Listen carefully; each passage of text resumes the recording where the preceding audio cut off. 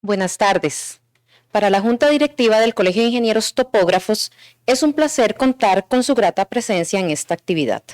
Nos acompañan los señores miembros de Junta Directiva, ingeniero Henry Soto Ocampo, topógrafo Nelson Navarro Arce. El resto de las señoras y señores miembros de nuestra Junta Directiva no han podido asistir por diversos motivos personales y de salud. A continuación, el ingeniero Henry Soto Ocampo, secretario de la Junta Directiva del Colegio de Ingenieros Topógrafos, procederá a dar la bienvenida.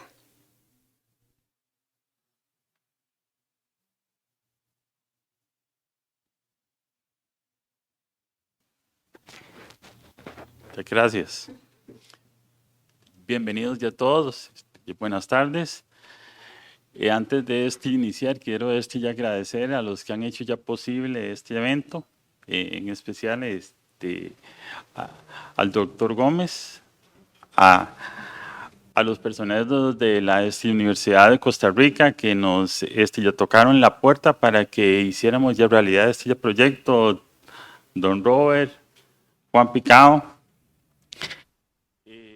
a la administración del CID, que en todos los eventos nos han colaborado y nos han acompañado, y al Centro de Estudios de Investigaciones Políticas y Académicas, que se llama CIAPA, que son ya propietarios de estas instalaciones y nos la han cedido el día de hoy sin ningún costo.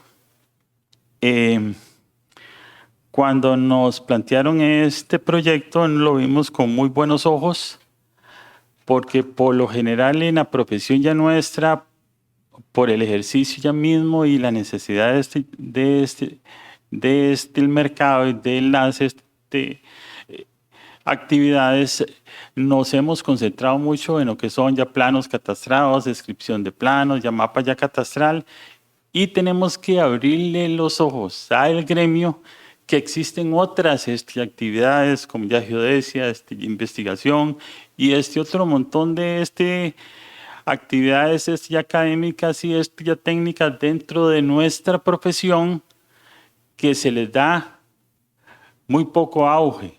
Es una política de esta junta, de esta directiva, organizar este tipo de presentaciones de forma absolutamente gratis para que tengamos la mayor participación posible. Bienvenidos todos de nuevo, y que les saquen ya provecho a esta conferencia. Buenas noches.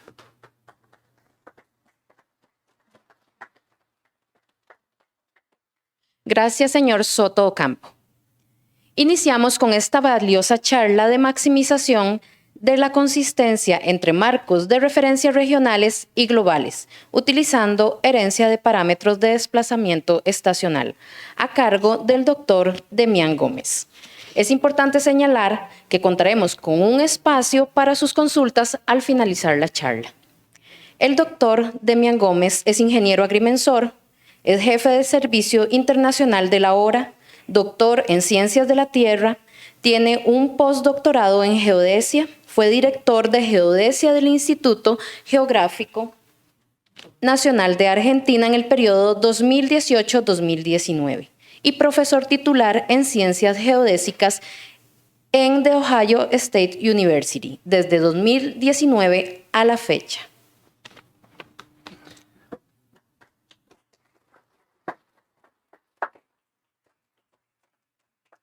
Bueno, muchísimas gracias por la invitación y por la posibilidad de presentar que en realidad es un trabajo que llevó varios años para desarrollarse. Fundamentalmente de lo que vamos a estar hablando es de la metodología de materialización del marco de referencia operacional en la República Argentina. Y bueno, un poco de hablar, durante esta semana estuvimos hablando mucho de marcos de referencia y de cómo hacer el procesamiento de datos GNSS. Y puntualmente ahora vamos a ver, bueno, una técnica en particular que se desarrolló para justamente maximizar la consistencia entre un marco regional, un marco a nivel nacional, con un marco de referencia global que es al cual nos atamos. Así que la siguiente, sí. Así que bueno, en principio lo que vamos a ver durante esta presentación es la definición de marco de referencia cinemático. Para los que ya estuvieron en el curso ya lo hicimos, pero para el resto de la audiencia vamos a hablar sobre marcos de referencia regionales y sobre la generalización de la nomenclatura ISO 19161, que es una ISO relativamente nueva que apareció para justamente estandarizar la aplicación de la utilización del ITRF y la realización de marcos de referencia regionales o globales atados y orientados según ITRS. Después vamos a hablar sobre apilado, o en inglés stacking, de poliedro, GNSS. Y vamos a cuantificar el impacto de los términos periódicos que hasta el momento no habían sido tenidos en cuenta para justamente la realización de marcos de referencia regionales. Vamos a hablar un poquito de herencia o alineación del espacio periódico, cómo hacemos para tenerlos en cuenta. Y por último vamos a discutir un poquito conclusiones y bueno, tendremos un espacio de preguntas. Así que bueno, esta caricatura que ya la vieron los participantes del curso, que a mí me gusta mucho, es un humorista argentino, Quino, que bueno, está el cartel para los de atrás, dice: en este momento usted se encuentra exactamente aquí. Y está bueno por varias cosas, porque en realidad habla un poco de lo que hacemos los geodestas o lo que hacemos los agrimensores. Estamos definiendo ubicación, ¿no? Bueno, por ahí no es muy útil el cartel, pero en fundamental, lo más importante, lo más interesante es la cuestión temporal, acá, la cuestión de en este momento. Y la razón por la cual es muy importante es porque venimos con, digamos, una historia de definición de marcos de referencia o de, digamos, más genéricamente de sistemas de referencia que eran estáticos, o sea, no consideraban cambio con el tiempo. Como seguramente todos saben, ese paradigma ya cambió, no lo utilizamos más y ahora todas las cosas que hacemos tenemos que considerar ese cambio temporal. Entonces, de eso se trata esta presentación fundamentalmente, porque vamos a empezar a hablar de cómo las cosas varían, sobre todo cómo las coordenadas que utilizamos de referencia varían, no son estáticas en el tiempo. Entonces, lo primero que necesitamos es definir un marco de referencia cinemático. Cuando hablamos de marco de referencia cinemático, estamos hablando de coordenadas en un marco de referencia y modelos del marco de referencia que no son estáticos en el tiempo. Por eso hablamos de, ponemos el término cinemático. Otros autores también utilizan el término marco de referencia dinámico. Yo por ahí prefiero hablar de cinemático porque no vamos a estar describiendo el marco de referencia utilizando leyes físicas, sino que vamos a cinemáticamente describir el comportamiento. Pero digamos, ambos términos son igualmente válidos. Una de las características o de lo que aspiramos al implementar un marco de referencia cinemático es: estos tienen una época convencional única, accesible a todos los usuarios en cualquier momento para garantizar homogeneidad topológica. Es decir, conceptualmente lo que estamos hablando, y esto es de interés para agrimensores o ingenieros topógrafos, o sea, todos los que estemos en actividad de justamente ubicar, georreferenciar, digamos, objetos en el terreno natural o parcelas, que ¿qué es lo que necesitamos? Necesitamos todos estar utilizando la misma referencia. O sea, si estamos hablando que las coordenadas que tenemos van cambiando, hay una evolución temporal, lo que necesitamos es estar seguros que si volcamos esa información en un catastro, la estemos volcando para la misma época. Porque si cada profesional la vuelca en una época distinta, cuando querramos ver la consistencia de esas parcelas o esas entidades que estamos volcando, por ejemplo, en un sistema de información geográfica, bueno, no van a coincidir, o sea, no va a haber problemas en esa topología, no se van a superponer puntos o va a haber solapamiento de entidades. Entonces, lo que queremos es definir una época convencional. Cuando llamamos época convencional es si tenemos una evolución de ese marco de referencia en función del tiempo, decir, bueno, esta época la vamos a usar todos. Y por lo tanto, queremos garantizarle a los usuarios que estén utilizando ese marco de referencia que van a poder acceder a esa época, que van a poder de alguna manera medir hoy, y si la época de referencia es una época de hace 10 años, o sea, cuando digo una época es el tiempo, ¿no? Cuándo fue definida esa época convencional, que la puedan acceder con una observación de hoy, poder llegar a esa época de referencia. Bueno, necesitamos modelos adecuados para acceder a esa época convencional, incluso después de terremotos. Es decir, nosotros no le podemos decir a los usuarios de ese marco de referencia cinemático, y si hay un terremoto, bueno, no vas a poder llegar a esa época convencional. No, tenemos que poder incluso, siempre que sea posible, asegurar que, aunque haya un sismo de gran magnitud, los usuarios puedan siempre llegar a esa época convencional, desde la época en la que midieron a esa época de destino. Y bueno, y para ello vamos a necesitar una actualización permanente de esos modelos necesarios para la realización del marco. O sea que estas son, digamos, requisitos, la definición del marco cinemático y las cosas que necesitamos para definirlo. En esta charla no vamos a hablar mucho sobre la definición de esos modelos, sino que vamos a hablar más que nada de la realización, de cómo hacemos para conseguir este marco de referencia cinemático.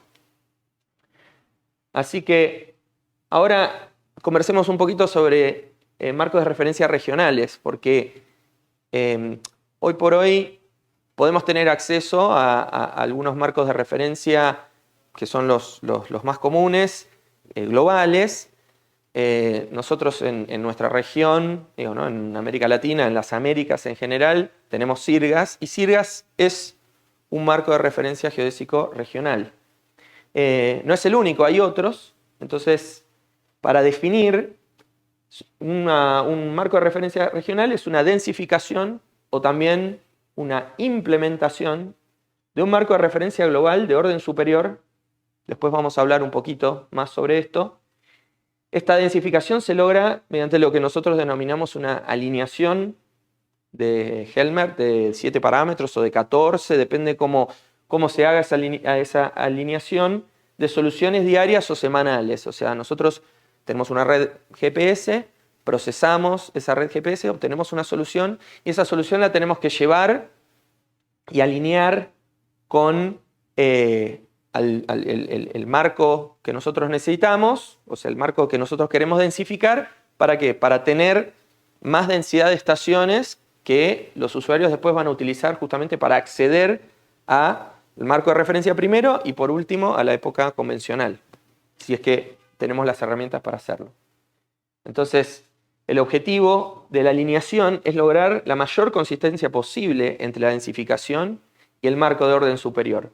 Es decir, si nosotros miramos la pirámide de jerarquía geodésica, vamos a encontrar que, bueno, la pirámide obviamente se invierte en el marco inercial, en ICRF, ¿no? en el sistema celeste.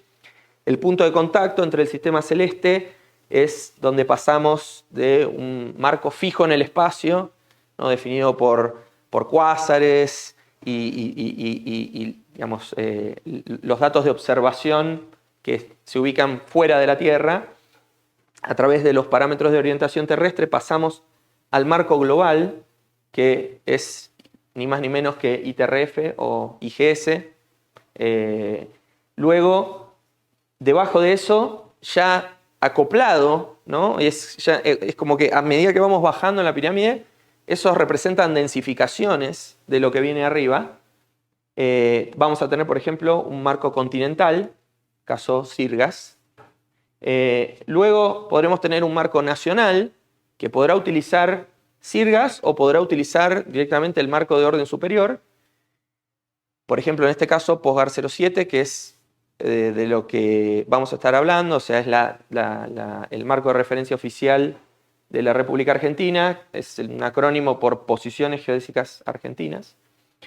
Y por último, algún marco local, que podría tener algunas estaciones activas o podría tener incluso puntos pasivos, o sea, mojones con coordenadas. Y nuevamente, a medida que vamos bajando, vamos densificando, vamos poniendo más métodos para poder acceder. Salvo en el caso de las estaciones pasivas, si tenemos estaciones activas, o sea, estaciones permanentes, lo que queremos es obtener coordenadas de las estaciones a densificar sin que éstas participen en la realización del marco de orden superior, porque no le vamos a pasar un montón de estaciones que queremos en Costa Rica o en Argentina o en Brasil a IGS, bueno, materialicen todo nuestro marco, porque sería una cantidad de datos muy grande y resulta problemático. Entonces, lo que hacemos justamente es, a través de la densificación, obtenemos coordenadas. ¿Y a qué aspiramos? Aspiramos a que esas coordenadas tengan igual precisión o precisión comparable a las coordenadas de los marcos de orden superior. O sea, no quisiera densificar y que mi densificación tuviera menos calidad que la del marco de orden superior. Digamos, esto es una aspiración geodésica, tal vez con digamos, motivos prácticos no pase nada. O sea, si de golpe me engancho en una estación permanente y no tengo el milímetro de precisión, tengo un poco menos, bueno, pero hay que recordar también que hay una cadena de sucesión de errores que vamos a tener, el acceso al marco, después los modelos que utilicemos, así que lo mejor siempre es intentar mantener la precisión lo mejor posible. Así que con el fin de, bueno, organizarnos, estandarizar, y esto es una iniciativa que surgió desde el UNGGIM, o sea, el grupo de expertos de Naciones Unidas en materia de geodesia y información geoespacial, se definió una ISO, un estándar ISO, que es el 19161, que da una jerarquía entre marcos de referencia y define en su texto un marco primario y otro secundario, siendo ambas realizaciones de ITRS. Es decir, tenemos un marco primario, después tenemos un marco secundario, que fue justamente lo que estamos hablando, las distintas realizaciones que podemos ir teniendo, y ambas son consideradas realizaciones o materializaciones del sistema internacional terrestre, de referencia terrestre. La implementación del marco secundario, según define la ISO, se logra alineando las soluciones al marco primario. O sea, lo define así como en forma genérica. Esta alineación está definida mediante una transformación de Helmert de 7 parámetros o de 14, en los cuales, yo entre paréntesis acá claro, son de espacio-posición y espacio-velocidad. O sea, cuando hablamos de transformación, para aquellos que por ahí estén acostumbrados a ver transformaciones de Helmert de 7 parámetros, 3 traslaciones, 3 rotaciones y un factor de escala, claro, podemos entender otros 7 parámetros más. Y esos 7 parámetros adicionales son justamente razones de cambio de esos parámetros que nosotros estamos transformando. O sea, esos 7 parámetros y después tenemos 7 parámetros más que dan una razón de cambio de esos 7 parámetros. Lo que sucede es que podemos pensar a la transformación de Helmert como de 14 parámetros como una transformación que se aplica en dos espacios diferentes. Una es el espacio posición, la que estamos todos acostumbrados. Tenemos, no sé, un marco 1 o un sistema de referencia 1 y un sistema de referencia 2. Encontramos con las coordenadas comunes los 7 parámetros de interés. Y el espacio de velocidad es justamente una transformación que lo que encuentra es, bueno, si yo tengo esas coordenadas que evolucionan de una manera determinada en el marco 1 y tengo las otras coordenadas que evolucionan de otra forma en el marco 2, es la transformación de Helmert que hace que los parámetros de velocidad de ambos marcos sean iguales. ¿Qué logra eso? Que si nosotros tenemos dos marco 1 y marco 2 y los alineamos en posición, dijimos, o sea, eso los alinea en una época determinada. Pero después cada marco puede evolucionar en forma diferente, porque dijimos que los marcos de referencia cinemáticos tienen una evolución temporal. Entonces, para que ambos marcos evolucionen de forma idéntica, lo que tengo que asegurarme es que las velocidades de las estaciones que definen el marco sean iguales. Y eso se puede lograr mediante esos 7 parámetros adicionales. Siguiente. Entonces, lo que sucede un poco con esta nomenclatura ISO es que, en nuestra opinión, tenía algunos huecos, o sea, algunos lugares donde nosotros cuando empezamos a hacer la materialización del marco de referencia POSGAR, encontrábamos que nos faltaban algunas definiciones, entonces dijimos, no, tal vez sea posible generalizar un poco más esta definición del ISO. Y se nos ocurrió en realidad un día conversando en la oficina, decíamos, bueno, estamos haciendo estas distintas actividades y tuvimos la idea de que en realidad los marcos de referencia, como los objetos de programación, no sé si alguno en la sala está acostumbrado por ahí a programar o escuchó hablar de programación orientada a objetos, en donde hay un objeto padre y de pronto un objeto hijo que es derivado de ese objeto padre. Y estos objetos padres e hijos introducen el concepto de herencia, en donde uno puede tener digamos, un objeto padre y decir, bueno, el objeto hijo hereda ciertas características de ese objeto padre. Eso en programación. Resulta que, pensando un poquito, dijimos, ¿saben que este concepto es aplicable directamente a geodesia geométrica? O sea, podemos pensar a los elementos de geodesia geométrica, puntualmente de marcos de referencia, como, por ejemplo, un marco primario es un marco padre y un marco secundario es un marco hijo.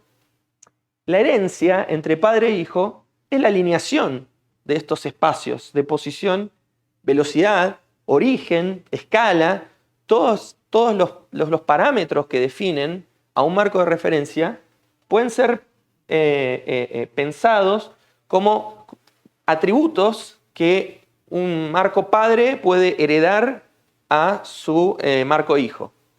Entonces, en base a eso, nosotros dijimos, bueno, o sea, esto los introduzco un poco a las definiciones que vamos a hablar durante lo que queda de la charla. El marco de referencia que se utilizaba en Argentina era el denominado POSGAR 07, 07 siendo el año de la época convencional. La época convencional de Argentina era 2006.632 puntualmente. Y ya había sufrido el desgaste del tiempo porque, bueno, estaba basado en IGS 05, ya había salido IGS 14 y ya no se lo podía seguir manteniendo de la forma en la que se lo estaba manteniendo. Entonces, el objetivo era, bueno, hagamos una nueva realización de POSGAR 07 que tenga la misma época de referencia y muchas gracias. Y llamémoslo POSGAR 07B como, bueno, una nueva, digamos, un nuevo derivado de ese mismo marco de referencia POSGAR. Y acá es donde después más adelante va a entrar la herencia como parte fundamental del proceso de materialización del marco. Entonces, PostGR 07b es un marco basado en IGS 14. Está compuesto por aproximadamente 600 estaciones permanentes desde 1998 hasta la actualidad. Hasta la actualidad quiero decir hasta el día de hoy, porque se actualiza permanentemente, a pesar de que, bueno, yo no estoy más en IGN Argentina, pero mis colegas en IGN lo siguen actualizando. Algunas de esas estaciones están desactivadas, pero hay otras tanto, 500 y algo, estaciones de campaña o pasivas, ¿no? O sea, puntos, mojones observables mediante campañas geodésicas. El procesamiento de todas las soluciones se hizo con Gamma Globe K, que es justo lo que estuvimos aprendiendo durante este curso. Se usaron órbitas IGS precisas, BMF, los Vienna Mapping Functions para encontrar los delay troposféricos y modelo de carga oceánica FES 2014b, que es lo que se viene usando últimamente. Como dije, no reemplaza las coordenadas oficiales de PostGR 07, sino que se utiliza internamente en IGN. Es decir, lo que nosotros hacemos no es decir, no va más PostGR 07 y le decimos a los catastros y a los usuarios, listo, no, tienen que usar otro marco de referencia, sino que lo que decimos es, no, ustedes sigan usando PostGR 07, nosotros les vamos a dar una herramienta mediante la cual van a poder acceder a la coordenada de PostGR 07 en IGS 05, todo, pero utilizando IGS 14. O sea, ese era nuestro objetivo.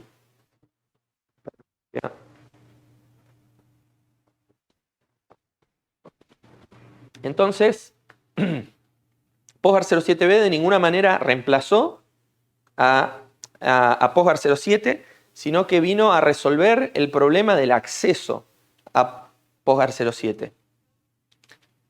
Entonces, ¿cómo conseguimos hacer esto? O sea, ¿cómo conseguimos realizar este marco de referencia? Y acá hacemos la definición del apilado de poliedros, de stacking, de soluciones GPS o GNSS, que ya estuvimos hablando muchísimo en el curso de esto, acá lo vamos a decir muy cortito, pero además de la alineación de las soluciones mediante H7 o H14, es posible realizar un marco de referencia mediante otro método. Es decir, no es la única forma de materializar el marco hacer una transformación de las soluciones individuales a una referencia externa que recibimos de IGS. Podemos hacerlo de otra manera. Hacemos una pila de soluciones regionales. Es decir, nosotros tenemos nuestro poliedro solución que está representado en este caso por esta pilita de soluciones que se van apilando, ¿no? Obviamente los poliedros soluciones reales son tridimensionales. En este caso estamos como diciendo, bueno, son bidimensionales como para simplificar y tenemos un eje temporal que está en el eje Z. Entonces los apilamos, los ponemos uno arriba del otro y después utilizamos un modelo de trayectorias. Un modelo de trayectorias es una forma de modelizar cómo se comportan las estaciones GNSS, que ahora lo vamos a ver, que vendrían a estar representadas por estas líneas rojas. Y después minimizamos el RMS entre las soluciones y las trayectorias. O sea, es como que vamos encontrando una transformación que minimiza la ubicación de los poliedros respecto de esas trayectorias. Entonces, en un proceso iterativo pueden ver cómo con cada pasada se va mejorando, ¿no?, conceptualmente la alineación hasta que está todo perfectamente alineado. Este método permite una mayor flexibilidad en la materialización la materialización del marco hijo. ¿Por qué? Bueno, primero porque no estoy dependiendo de un externo que me da coordenadas. O sea, nosotros obtenemos nuestras coordenadas de alguna manera en esta pila de una forma en la cual estamos utilizando solamente nuestra geometría interna, es decir, la forma de esos poliedros y no una referencia externa que podrían ser las coordenadas y velocidades en IGS. Entonces, una vez que tenemos esa pila rígida y que ya no puede moverse más porque al cabo de hacer 4 veces ese proceso iterativo ya no es posible ajustar mejor, salvo que cambiemos los modelos de trayectoria, ya no podemos cambiar nada y queda lo que nosotros llamamos una pila, un stack rígido de soluciones. Acá vemos este efecto que yo estoy diciendo en palabras, cómo se ve gráficamente, donde cada color, perdón, por ahí no se ve muy bien, pero cada color representa una iteración. O sea, en la primera iteración, estas son transformación en X, transformación en Y, transformación en Z. Es decir, los parámetros que transforman cada poliedro solución y minimizan el RMS con los modelos de trayectoria.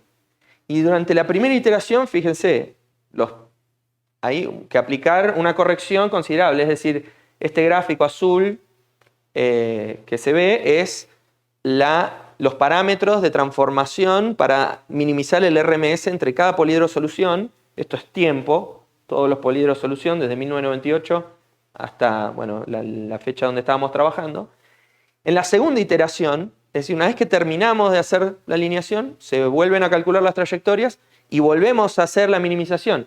Y ya pueden ver que la línea roja ya no es más tan puntiaguda como la línea azul. Y una vez que está todo hecho, se vuelven a pasar las trayectorias y se vuelve a hacer la alineación. Y en la iteración 3 ya directamente, que es la línea naranja clarita, ya casi ni hay piquitos, está prácticamente rígido. O sea, ya de hecho en la iteración 4 ni vale la pena mostrarla porque no se mueve más la pila. Entonces, esto muestra cómo nosotros, bueno, realizamos y tenemos una pila que está completamente rígida y que depende únicamente de nuestro conocimiento sobre la solución GPS o GNSS. Es decir, están en ese caso todos los saltos de sismos, los datos de las estaciones, pero no hemos utilizado nada externo salvo las órbitas. O sea, salvo las órbitas provistas por IGS, no hay ninguna otra, digamos, referencia que sea necesaria hasta este momento. Para incluso hacer un poquito más de énfasis en qué también puedo ver con esta geometría interna ciertas señales físicas, o sea, qué también puedo, qué tan buena es esa alineación que podemos hacer. Entonces, una forma de ver la calidad de las soluciones, y esto es la calidad de las soluciones respecto a la predicción de las trayectorias. Es decir, si yo digo, bueno, las trayectorias las vamos a modular con una velocidad constante, una componente periódica, etc. Podemos ver cuál es el WRMS. W viene de weighted, o sea, es un RMS ponderado. Podemos ver cómo es el WRMS de todas las soluciones respecto de las trayectorias que definen esa pila de soluciones.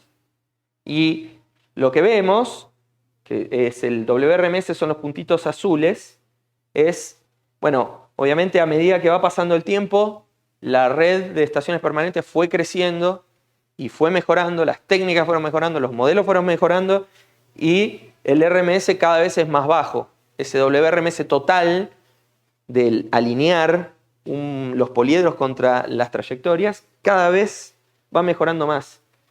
A su vez también ploteamos el número de estaciones para que se vea, ¿no?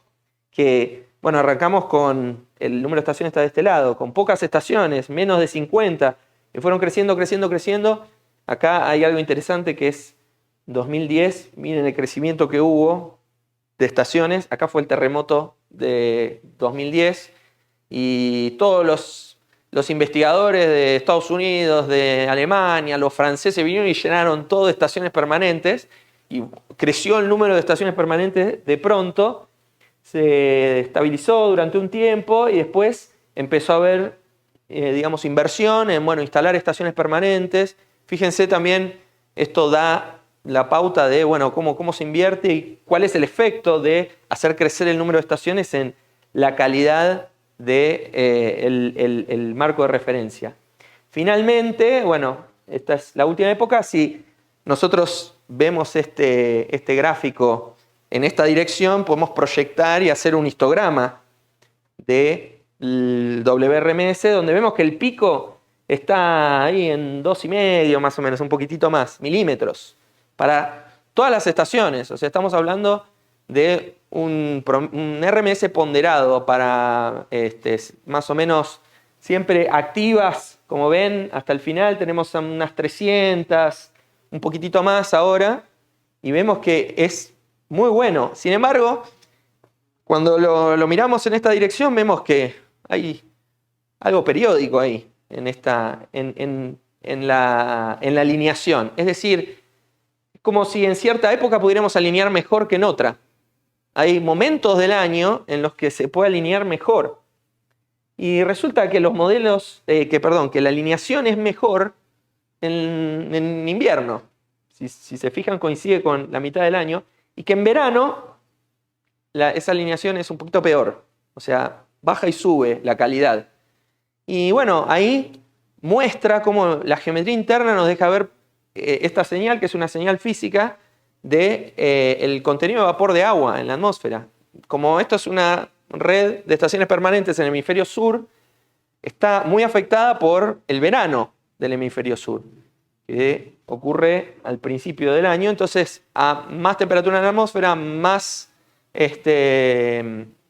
contenido de vapor de agua, entonces más error, digamos, menos calidad tiene la solución poliedro. No es, digamos, es modesta la diferencia, pero se puede ver, es considerable el aumento. Así que esto, no, está bien, pasá. Entonces, ahora por último nos falta ver, bueno, está bien, hablamos de que estamos haciendo esta alineación contra el modelo de trayectoria y eso define la geometría interna. Bueno, pero ¿qué son los modelos de trayectoria? Bueno, los modelos de trayectoria son, como mencioné antes, lo que define el comportamiento de las estaciones. Lo define en el sentido de que nos permite de alguna manera predecir, y son como los términos que aceptamos ocurren en las estaciones GPS. Los términos, digo, los movimientos que vemos en las coordenadas. ¿Eso significa que estos son los únicos? No, hay otros. Pero estos son los que modelamos. Los otros, bueno, quedarán sin modelar y pasarán a hacer ruido o pasarán a ser señales de investigación a futuro para mejorar los modelos. Fundamentalmente tenemos 4, son los principales.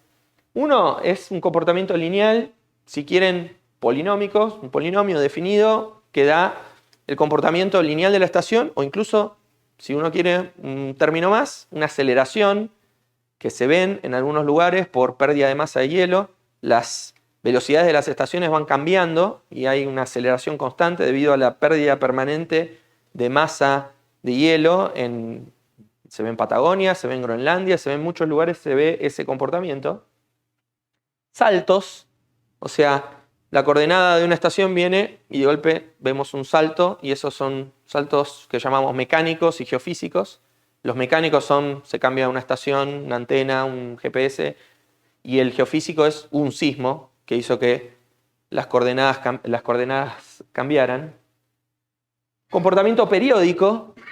Si miramos las estaciones GNSS, vamos a ver que por diversas razones, una de las cuales estaba en el slide anterior, pero hay otras, dilatación térmica, y una más muy importante que vamos a ver en un ratito, vemos que hay un comportamiento periódico, que la serie de tiempo no es simplemente velocidad constante. Si hacemos zoom o miramos la parte vertical, vemos que la estación GNSS baja y sube y tiene este comportamiento que es periódico, es que es predecible y que por lo general tiene un comportamiento anual y también un comportamiento semianual. Y está relacionado a señales atmosféricas, cuestiones climáticas. Y por último, un comportamiento logarítmico que es producido mayoritariamente por relajación viscoelástica y algunos otros efectos después de sismos. O sea, una vez que una estación salta por un sismo, se produce el salto cosísmico, vemos una relajación posísmica que habitualmente la modelamos o con un logaritmo, o con una función exponencial. No, esto es todo cinemático. Bueno, puntualmente, ahora vamos a hablar sobre cuál es el efecto de tener un marco de referencia regional donde vemos estas señales periódicas, pero no las estamos utilizando para realizar el marco. Es decir, ¿a qué voy? Durante el curso, para aquellos que participaron en el curso y para los demás, durante la alineación del poliedro solución al marco de referencia, ¿qué cosas consideramos? Consideramos una coordenada, consideramos la velocidad de la estación y eventualmente también si hay algún efecto posísmico, el posismo, saltos, estas tres. Y esta no le prestamos mucha atención, no hablamos de esto, no hablamos sobre qué es lo que hacemos con esto. Pero resulta que este término periódico que, bueno, ocurre en las estaciones, pero genera un sesgo en el marco de referencia. Es decir, se puede cuantificar, por ejemplo, cuál es la diferencia entre una materialización regional como Sirgas e ITRF. Es decir, habitualmente lo que solíamos pensar o por ahí la noción vox populi de alguna manera es que los términos periódicos tienden a cancelarse, entre comillas, bueno, porque la estación va y viene, entonces no pasa nada. Sin embargo, no es así. Incluso aunque la red sea suficientemente extensa, regionalmente hablando, estos términos periódicos no se cancelan. Esto fue demostrado muchas veces ya. Y de hecho hay muchos esfuerzos, hubo muchos esfuerzos en intentar minimizar el efecto que tienen estos términos periódicos. Y para, digamos, ponerlo en términos concretos, porque hasta ahora no dije exactamente bien de qué estamos hablando, pongamos esta trayectoria de la estación Brás, de Brasilia. Brasil particularmente es un lugar complicado en términos de amplitudes periódicas, porque como está la carga y descarga del Amazonas, en la época de lluvia se carga y la corteza baja, y entonces vemos que la estación baja. Cuando viene la época seca, se seca todo, entonces la corteza sube. ¿Cuánto es esa amplitud? Puede llegar hasta 7 centímetros, pico a pico, más. O sea, es importante, al punto tal que a los brasileños les genera mucho problema para vincularse altimétricamente a las estaciones permanentes de acuerdo a en qué época del año lo hacen. Porque en una época del año puedo estar acá arriba y en otra puedo estar acá abajo, ¿no? Si nosotros definimos una trayectoria de Brás en Sirgas, que es una realización regional, y obtenemos los parámetros, ¿no? La amplitud de ese término anterior, volveme una que quiero mostrar, hay dos parámetros que son la amplitud de este término seno y la amplitud de este término coseno para las dos componentes anuales y semianuales. Lo que vemos es que si comparamos esos términos entre ITRF y Sirgas, hay sesgos. Es decir, Sirgas no muestra los mismos términos periódicos que ITRF. Y eso es un problema, porque eso significa que si yo me vinculo a una estación utilizando una coordenada Sirgas, cuando yo utilice la misma estación, pero con una coordenada determinada en ITRF, voy a tener una diferencia. Y esa diferencia, que bueno, acá está cuantificada y depende de la estación, puede cambiar. Obviamente en vertical puede ser más o menos, en vertical puede ser más o menos que en horizontal, depende de donde uno esté haciendo la vinculación, puede llegar hasta 4 o 5 milímetros de diferencia. Dijimos que lo que estamos buscando es la mayor consistencia posible entre los marcos y que este tipo de esfuerzos lo que van a garantizar es justamente poder mejorar más y más la observación de ciertas señales que antes eran invisibles y mejorar la calidad con la cual podemos acceder al marco de referencia. Claro que para una aplicación topográfica de pronto no es tan importante, pero para aplicaciones geodésicas sí es muy importante. Poder asegurar que tenemos esa calidad idéntica en ambos marcos. Entonces, ¿cómo hacemos para resolver este problema? Dijimos, tenemos este inconveniente de que hay un marco que me dice una cosa y otro marco que me dice otra. ¿Cómo hago? Bueno, acá viene la herencia. Acá viene lo que introdujimos antes, que es la herencia. Visto desde el punto de vista del procesamiento, la solución general, la solución diferencial, carece de cualquier movimiento absoluto de las estaciones. O sea, ¿qué estamos haciendo cuando estamos armando una solución GPS? Estamos encontrando lo que llamamos la geometría interna, la distancia entre las estaciones. Y si todas las estaciones, pongamos que estamos procesando las estaciones de Brasil, si todas las estaciones se mueven juntas, yo no lo veo eso en la geometría interna. Si todas las estaciones suben, yo lo único que veo es la geometría interna, y si después apilo esa geometría interna, resulta que el procesamiento diferencial me absorbió todos esos términos periódicos que se ven solo de una referencia externa. Entonces yo me tengo que parar afuera de Brasil, por ejemplo, afuera del Amazonas, para poder ver que la red baja y sube. Si no, no lo veo. Y eso es lo que el procesamiento diferencial no puede capturar. Es decir, los cambios relativos entre estaciones que conforman el marco de referencia regional no son capturados por el procesamiento. Pero aquellos que representan cambios comunes para todas las estaciones, los cambios relativos sí son los que son capturados, y los cambios comunes no son capturados. Es decir, si hay una estación que se mueve respecto a la otra, esa sí la voy a ver. Pero si todas las estaciones se mueven juntas, no lo voy a ver. Entonces, por ejemplo, la variación de la posición del centro de masa terrestre respecto de la corteza, no la voy a ver, porque todas las estaciones se mueven de la misma manera. Eso es algo que ocurre, digamos, en forma externa. Está en el marco, pero es decir, si yo tengo, por redistribución de masas atmosféricas, etc., el centro de masa se mueve respecto a la corteza, yo voy a ver como que las estaciones cambian de posición en ITRF. Pero cuando yo hago el procesamiento diferencial con una red regional en América del Sur, no lo voy a ver. Eso no se ve.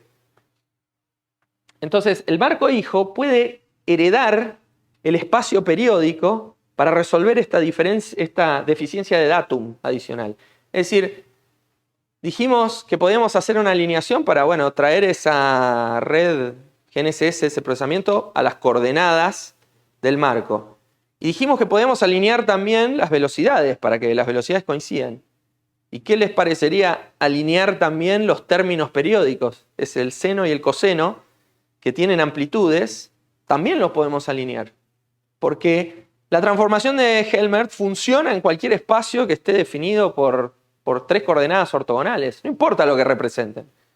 Tenemos desplazamiento periódico en X, desplazamiento periódico en Y, desplazamiento periódico en Z. Son transformables. Entonces, ¿cómo podemos hacer para cuantificar ese modo común periódico? Bueno, o sea, ¿cómo hago para ver en ITRF si hay un modo común? Si todas las estaciones están haciendo lo mismo. Tomamos de POSGAR 07B todas las estaciones disponibles de referencia de ITRF 14. ITRF 14 no tenía publicados los términos periódicos, pero le mandamos un mail al Tamimi y le dijimos, ¿nos podés pasar los términos periódicos? Y él dijo, sí, cómo no, les paso los términos periódicos. Y nos pasó todos los términos periódicos anuales y semianuales de esas estaciones. ¿Y qué hicimos? Buscamos una transformación de Helmert que minimizara todos esos términos periódicos, esas amplitudes de senos y cosenos. ¿Y qué encontramos? Que efectivamente es este grupo de flechitas que ven acá, que no se ve muy bien, pero en las traslaciones, en las tres, en X, Y, Z, en Y no tanto, pero en Z muchísimo, casi 3 milímetros, toda la red conformada por estas estaciones veía una señal en ITRF que Obviamente con el procesamiento diferencial no lo íbamos a ver nunca. Y en X también. ¿Por qué más en Z? Bueno, miren la distribución de estaciones. Claro, lo veíamos más en Z porque si hay un movimiento del centro de masa, por ejemplo, respecto de la corteza, va a ocurrir más en Z que en otras direcciones. O sea, digamos, la red va a tener tendencia a observar mejor ciertos términos que otros. Y lo más interesante de todo es que también había como una especie de factor de escala, o sea, como si fuera que la red late, ¿no? O sea, se agranda y se achica. Esto es aparente, o sea, esto es, hay que tener en cuenta que hay ruido, etc. Es un factor de escala aparente, como si fuera que... Y todos estos términos que fueron, repito, tomar todos los senos y los términos senos y cosenos y aplicar una transformación de Helmert que diga, quiero que todo sea cero, quiero que estos términos quiero matar todos esos términos periódicos. Lo que sale común de la transformación de Helmert son estos parámetros. Entonces, ¿cómo hacemos para hacer una herencia? ¿Cómo aplicamos herencia del espacio periódico? Bueno, tenemos ITRF 2014, nos había dado Sugier los términos de los senos y los cosenos para las dos amplitudes. Y tenemos Postgar 07b.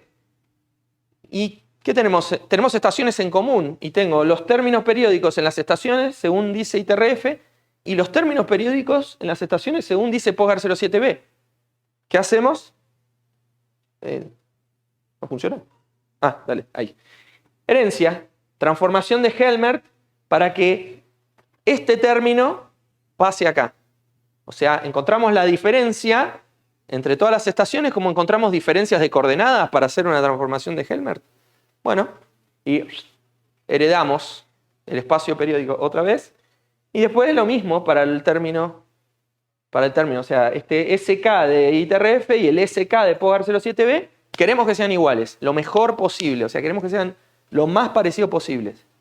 Sin hacer más nada. O sea, es simplemente esta amplitud debería ser igual a esta. Y esta amplitud, o sea, esa amplitud debería ser igual a esta. Y esa amplitud debería ser igual a esta. Siguiente. Entonces, utilizando SN estaciones, aplicamos la transformación. O sea, ahí están las estaciones. ¿Y qué vemos? Vemos un resultado fenomenal, que es que estos 4 milímetros casi que habían, y milímetros, en algunos casos más de 2 milímetros, 3 en horizontal, porque no solamente es la vertical el problema, ¿no? También en horizontal se ven estos términos periódicos. Tanto para los anuales como los semianuales, después de aplicar la transformación de Helmert, todo por abajo de 1 milímetro. O sea, las estaciones en Postgar 07b hacen exactamente lo mismo que hace ITRF en términos periódicos. O sea que ahora, ¿qué teníamos? Dijimos, bueno, queremos nuestra pila. La pila la queremos alineada a Postgar 07 en espacio-posición. O sea que queremos que nuestra pila de Postgar 07b en 2006.632 coincida con las coordenadas de Postgar 07 que teníamos. Luego, queremos que las velocidades sean las velocidades de ITRF y además queremos que la pila oscile en este espacio periódico igual que ITRF. O sea que en forma común todas las estaciones hagan lo mismo que hace ITRF, porque sabemos que esos términos comunes no los podemos ver con el procesamiento diferencial. Y bueno, como un dato de color, acá estas son, digamos, los residuales entre las coordenadas de ITRF 2014 y los residuales de las velocidades entre ITRF 2014 y Postgar 07. No se llega a ver, pero estos son de posición y estos son de velocidades. En los de posiciones tenemos los residuales habituales que rondan en horizontal, la mayoría de los casos menos de milímetro, milímetro y algo, y en vertical un poquitito más. Y para velocidades, salvo algunas excepciones, por lo general debajo de 0,2 milímetros. El objetivo, el santo grial de lograr materializaciones con incertidumbres de 0,1 milímetros por año en las velocidades.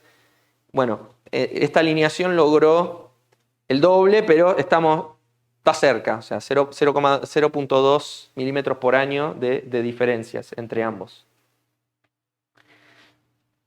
Así que, conclusiones. Bueno, la Tierra es un sistema dinámico, no hace falta que se los diga, ustedes lo saben, más siendo de Costa Rica, ¿no? Si tiembla es porque algo está pasando. La superficie presenta movimientos que debemos tener en cuenta a la hora de determinar posiciones. A medida que mejora la calidad de las soluciones GNSS, debido en parte a la mejora en los modelos asociados, es posible resolver mejor distintos movimientos que antes carecían de importancia. Y esto es lo más fundamental, porque hace 10, 15 años atrás ni siquiera estábamos seguros que estos movimientos periódicos eran una señal. Eran, bueno, no sabemos, es una señal, es un artilugio del procesamiento. Todavía está en discusión. Hoy ya tenemos tan buena definición de las señales que ya sabemos efectivamente, y cada vez vamos a saber más. Y mientras más nos acerquemos a esa frontera de mejorar los resultados, más señales vamos a poder observar. La metodología propuesta muestra que el concepto de herencia o alineación puede extenderse a otros espacios. Al periódico ya lo mostramos, ¿no? Permiten mejorar la consistencia de las coordenadas del marco padre al hijo. Y una extensión natural de este término, por ejemplo, ¿qué les parece el espacio posísmico? O sea, un espacio donde las amplitudes logarítmicas que antes vimos en los modelos de trayectoria también se puedan heredar de un marco. Entonces, ¿cuál es el problema con la deformación posísmica? Que necesito tener muchas estaciones que me permitan fijarme a la placa fija. Habrán notado que el marco de referencia en Argentina tiene todas las estaciones continuas de Brasil. ¿Por qué? Porque tenemos que atarnos lo mejor posible a una zona donde no haya deformación. Bueno, pero si yo tengo mis estaciones y digo, hay un término posísmico que no sé cuánto vale y lo heredo de un marco padre, de golpe ya no tengo tanta necesidad de tener esas estaciones de pronto, porque puedo heredar esos parámetros del marco padre. Y así, bueno, muchas más que no se me ocurren todavía, pero, o sea, digo, estos términos y esta técnica es extendible y eso es un poco lo que queríamos manifestar, ¿no? Porque nos resultó más intuitivo hablar de heredar un parámetro de digamos que es representativo de algún espacio que decir alineamos a, porque la alineación en un término periódico por ahí no es tan intuitiva. Así que si les interesó todo esto y quieren leer más y los detalles del procesamiento, etc., este es el artículo que tiene el mismo título traducido al español, que está en Journal of Geodesy. Está abierto, o sea, es de libre acceso, no está detrás de... No hay que pagar para verlo, si no cualquier cosa me lo piden, yo se los envío, no hay ningún problema. Y les quiero agradecer a Hernán, a Yelén y a Cristian, mis colegas en IGN Argentina, que hicieron posible todo este trabajo. Fue mucho trabajo de procesamiento, fue mucho trabajo de mejorar metadatos, corregir problemas. También, o sea, todo lo que tiene que ver con bueno, generalización, de cómo hacemos esto, qué coordenadas vamos a utilizar. Ellos colaboraron muchísimo con el proyecto, así que el agradecimiento va para ellos. Así que bueno, muchísimas gracias y no sé si tienen alguna pregunta.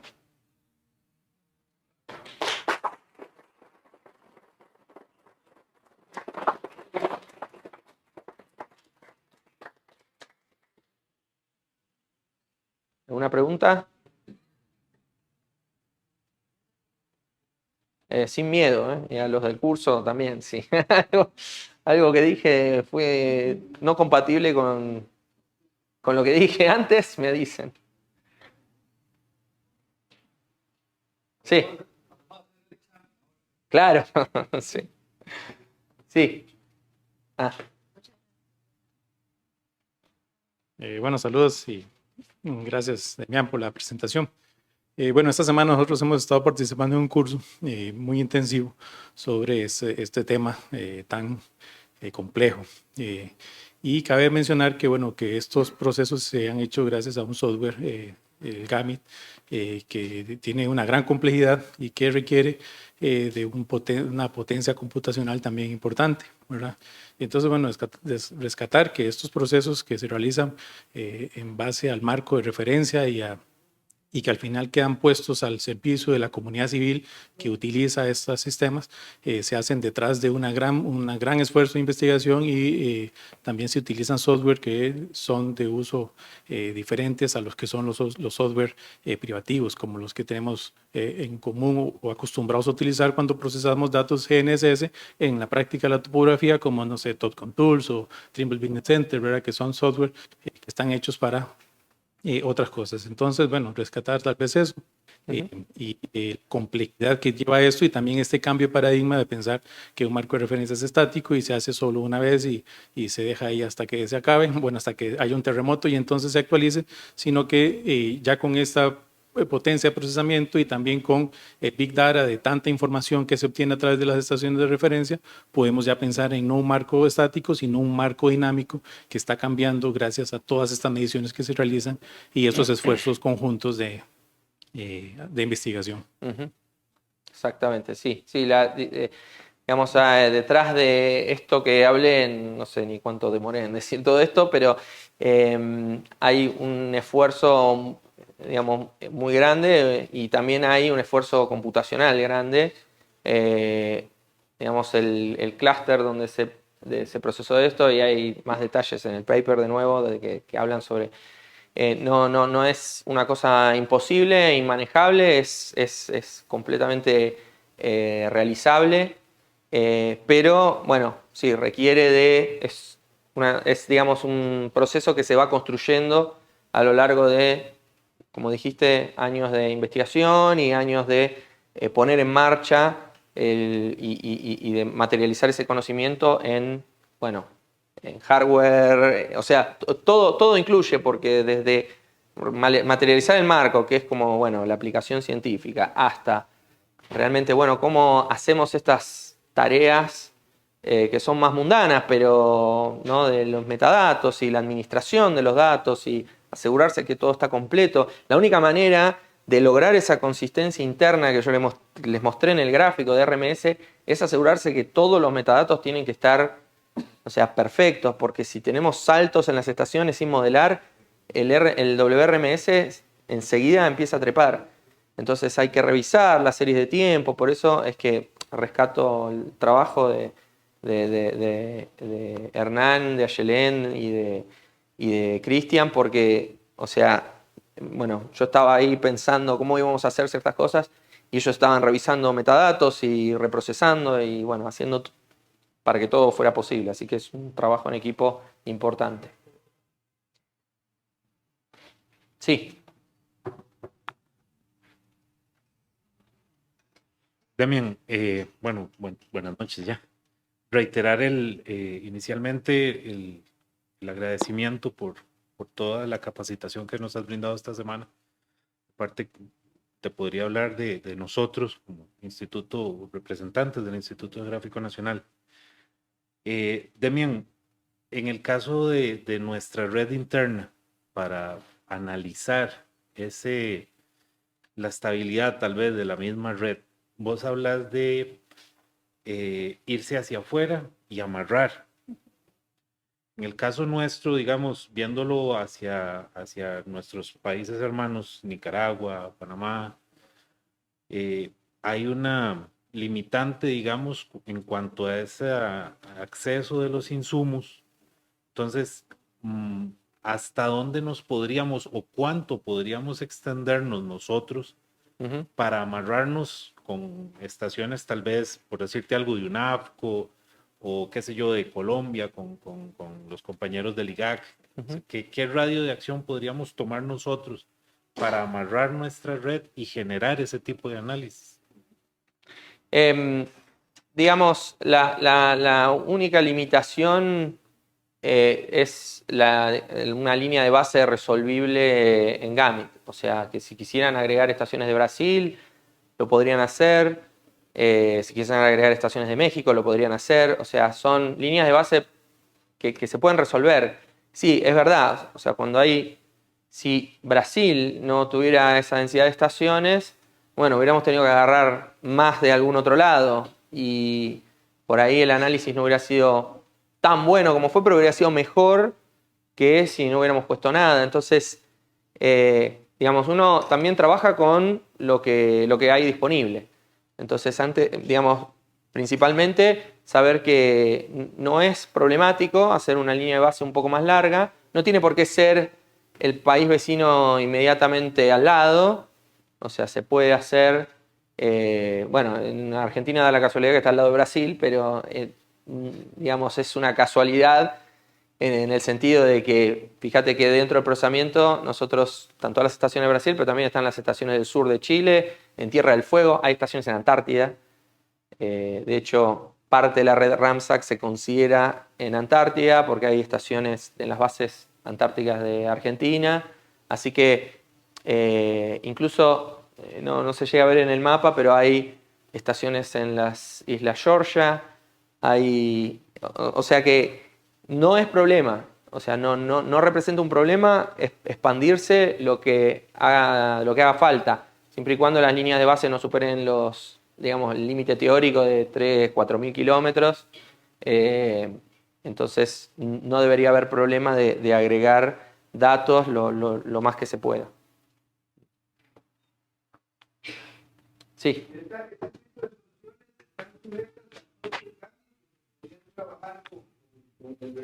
Por un lado, ahora, creo que esto da inclusive para más. O sea, se tomó la decisión de que el hijo heredara algunos parámetros y particularidades del padre.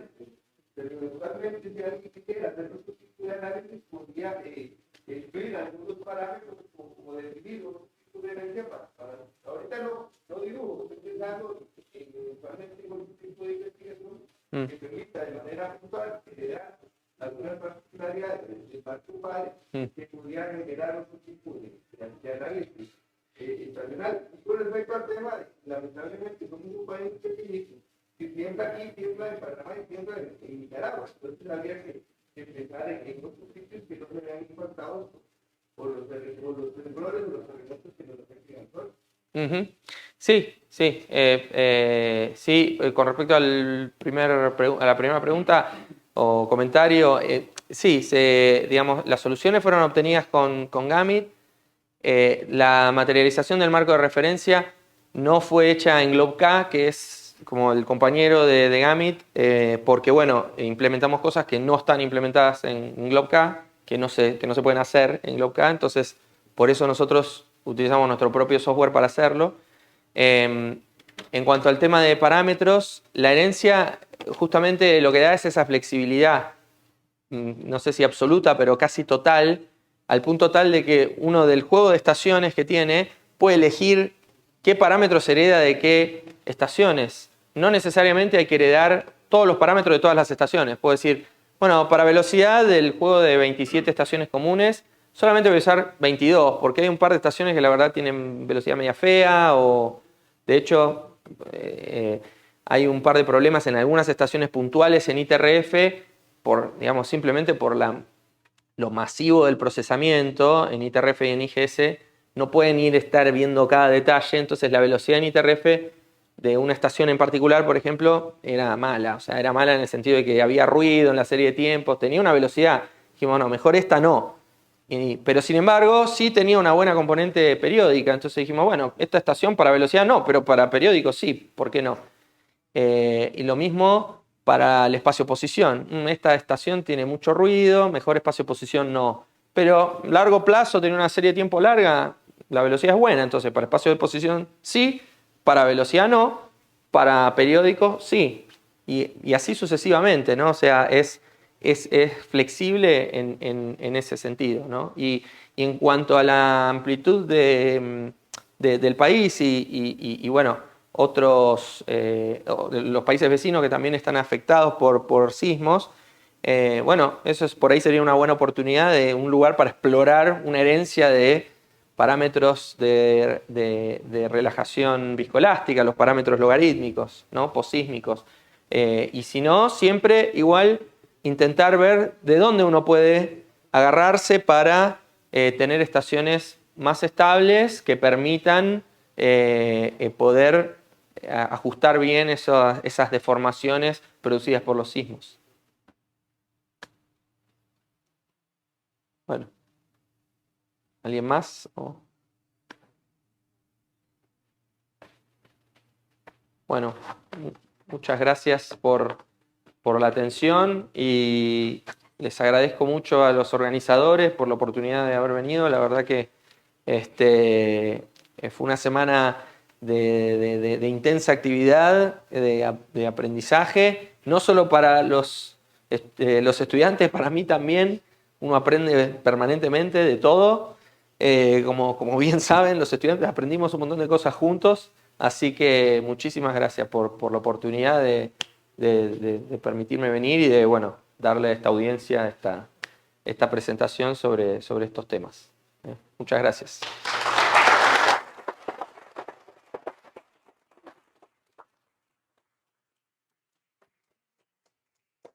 Gracias, doctor Gómez.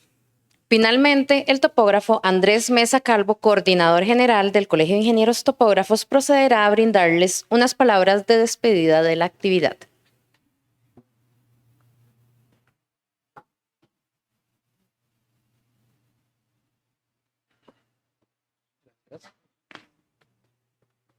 Bueno, muchas gracias a todos por la asistencia el día de hoy.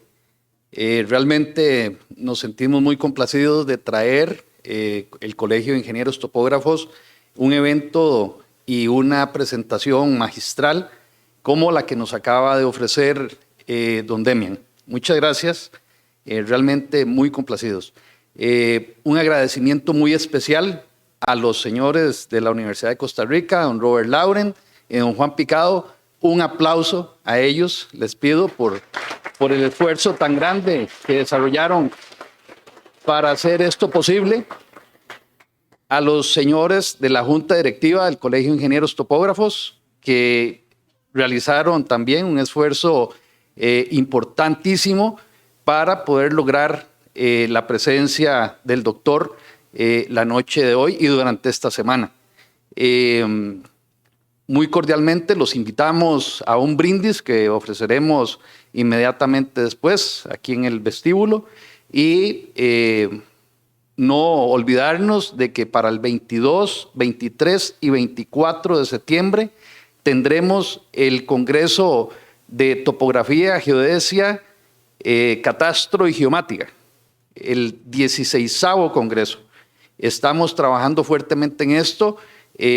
Los compañeros de la Comisión de Ponencias, integrada por don Sebastián Damasio, el mismo don Robert Lauren, don Juan Picado, la directora de la Escuela de Topografía, Catastro y Geodesia de la Universidad Nacional, doña Gabriela, también participan en este proceso de escogencia de las ponencias.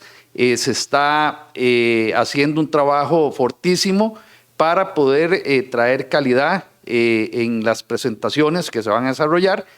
Queremos dar una visión completamente diferente a este congreso, potencializar la información y la calidad de las presentaciones y hacerla de forma interactiva, moderna, con un énfasis importante en la innovación.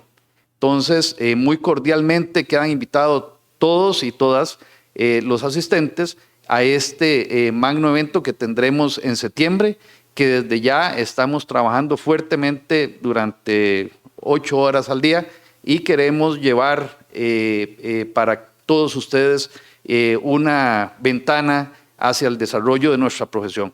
Muchas gracias por la asistencia y los invitamos al cóctel. Muy amables.